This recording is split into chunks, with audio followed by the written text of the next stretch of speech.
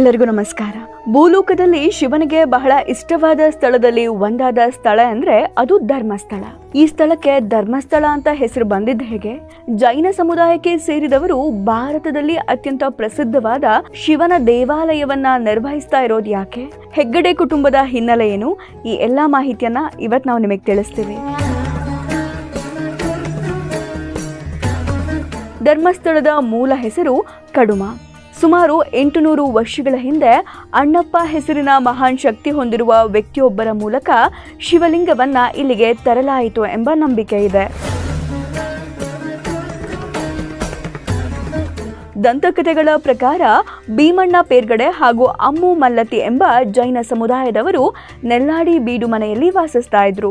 ಒಂದು ದಿನ ರಾತ್ರಿ ಪೇರ್ಗಡೆಯವರ ಕನಸಿನಲ್ಲಿ ಧರ್ಮದೇವರುಗಳು ಬಂದು ನೆಲ್ಲಾಡಿಯಲ್ಲಿ ದೇವಸ್ಥಾನವನ್ನ ಸ್ಥಾಪಿಸುವಂತ ಹೇಳುತ್ತವೆ. ಪೇರ್ಗಡೆಯವರು ಅವರ ಆದೇಶದಂತೆ ನ್ಯಾಯ ದೇವತೆಗಳಾದ ಕಾಳರಾಹು, ಕಾಳಕಾಯಿ, ಕುಮಾರಸ್ವಾಮಿ ಹಾಗೂ ಕನ್ಯಾಕುಮಾರಿಯನ್ನ ಸ್ಥಾಪಿಸಿದ್ರು. ಅಂದಿನಿಂದ ಕಡುಮ ಧರ್ಮಕ್ಷೇತ್ರ ಹಾಗೂ ಧರ್ಮ ದೇವರುಗಳ ವಾಸ ಸ್ಥಳವಾಗುತ್ತೆ. ನಂತರ ಆ ಸ್ಥಳಕ್ಕೆ ಧರ್ಮಸ್ಥಳ ಎನ್ನುವಂತಹ ಹೆಸರು ಬಂತು. ಜೊತೆಗೆ ಜೈನ ಹಾಗೂ ಹಿಂದೂ ಸಮುದಾಯದ ಸಮ್ಮಿಲನ ಇದೆ. ಇದು ಭೂಮಿಯ ಮೇಲಿನ ಅಪರೂಪದ ಶಿವನ ದೇವಾಲಯವಾಗಿದ್ದು ಅಲ್ಲಿ ವೈಷ್ಣವ ಪುರೋಹಿತರು ದೈನಂದಿನ ಪೂಜೆಯನ್ನ ನೋಡ್ಕೊಳ್ತಾರೆ.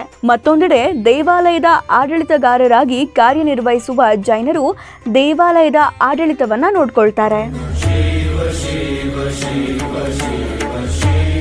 ದಕ್ಷಿಣ ಕನ್ನಡ ಜಿಲ್ಲೆಯ ನೇತ್ರಾವತಿ ನದಿ ದಂಡೆಯಲ್ಲಿ ಧರ್ಮಸ್ಥಳ ಮಂಜುನಾಥ ಸ್ವಾಮಿ ದೇವಸ್ಥಾನವಿದೆ.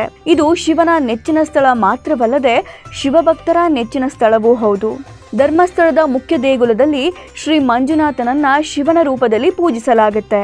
ಈ ದೇಗುಲದಲ್ಲಿ ಸ್ವಾಮಿ ಮಂಜುನಾಥನೊಂದಿಗೆ ಅಮ್ಮನವರು, ಚಂದ್ರನಾಥ ಮತ್ತು ಧರ್ಮದೈವಗಳನ್ನ ಆರಾಧಿಸಲಾಗುತ್ತೆ. ಪೇರ್ಗಡೆ ಅವರ ಕುಟುಂಬದ ಪರಂಪರೆ.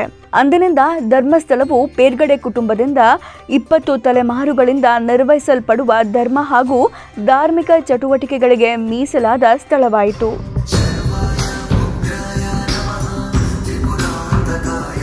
ಪೇರ್ಗಡೆ ಕುಟುಂಬದ ಹಿರಿಯ ಸದಸ್ಯ ಧರ್ಮಾಧಿಕಾರಿಯ ಸ್ಥಾನವನ್ನ ವಹಿಸಿಕೊಂಡು ಹೆಗ್ಗಡೆ ಎಂಬ ಬಿರುದನ್ನ ಪಡೆಯುತ್ತಾರೆ.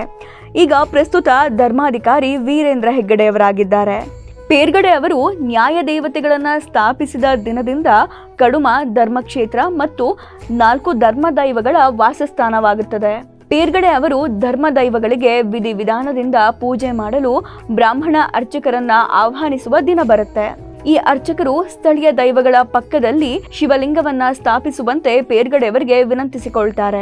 ಲಿಂಗವನ್ನ ಹುಡುಕುವಾಗ ದೈವಗಳು ಕದ್ರಿ ಮಂಜುನಾಥೇಶ್ವರ ದೇವಸ್ಥಾನದಿಂದ ಲಿಂಗವನ್ನ ತರಲು ವತ್ಸಲ ಅಣ್ಣಪ್ಪ ಸ್ವಾಮಿಯನ್ನ ಕಳಿಸುತ್ತಾರೆ ಮತ್ತು ಸ್ವಲ್ಪ ಸಮಯದ ನಂತರ ಲಿಂಗದ ಸುತ್ತಲೂ ದೇವಾಲಯವನ್ನ ನಿರ್ಮಿಸಲಾಯಿತು. ಇದಾಗಿತ್ತು ಈ ಹೊತ್ತಿನ ವಿಶೇಷ. ನೋಡ್ತಾ ಇರಿ ಇನ್ಸೈಟ್ ರಶ್ ನ್ಯೂಸ್.